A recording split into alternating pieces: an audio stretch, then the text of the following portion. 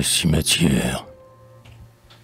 Sous ce terrain perdu que les folles avoines, et les chiens dents et les sainfoins couvrent de verre, on enterrait, voici 4 siècles, des moines, les mains jointes, le front du capuchon couvert, le corps enveloppé de la pudeur des laines.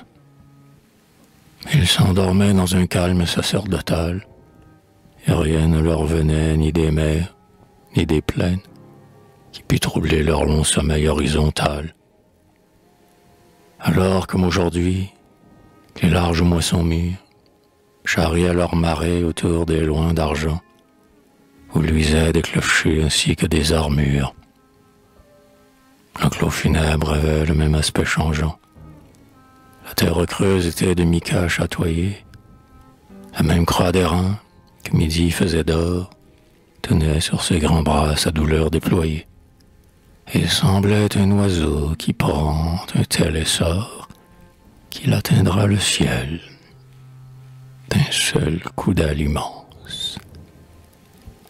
Depuis, les morts nouveaux ont écrasé les vieux, et toujours cet enclos que le deuil ensemence s'étend, vierge et muet, vide et silencieux, mêlant et remêlant les cendres aux poussières, les défunts aux défunts, les débris aux débris, sous le même soleil et les mêmes prières.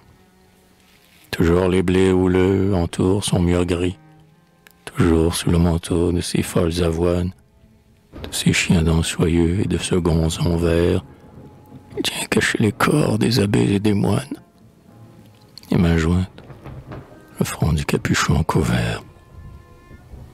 Mais cette antiquité des deuils réglementaires, ces mêmes morts toujours à d'autres succédants, qui rendirent jadis cet enclos légendaire, ont maintenu, dans notre âge de doute ardent, autour du deuil chrétien de ces trépas superbes, mystérieusement couchés dans ce coin noir, les mêmes bruits pieux de vent parmi les herbes, et d'oiseaux clairs rythmant leurs chansons dans le soir.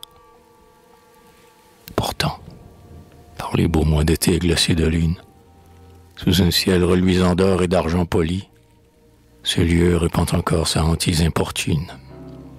Et lorsque les brouillards montent du sol pâli et s'étendent sur les tombes en blanc suaire, on voit, là-bas, de grands moines se rassembler, se saluer le front par terre et s'en aller par la vague terreur de la nuit mortuaire.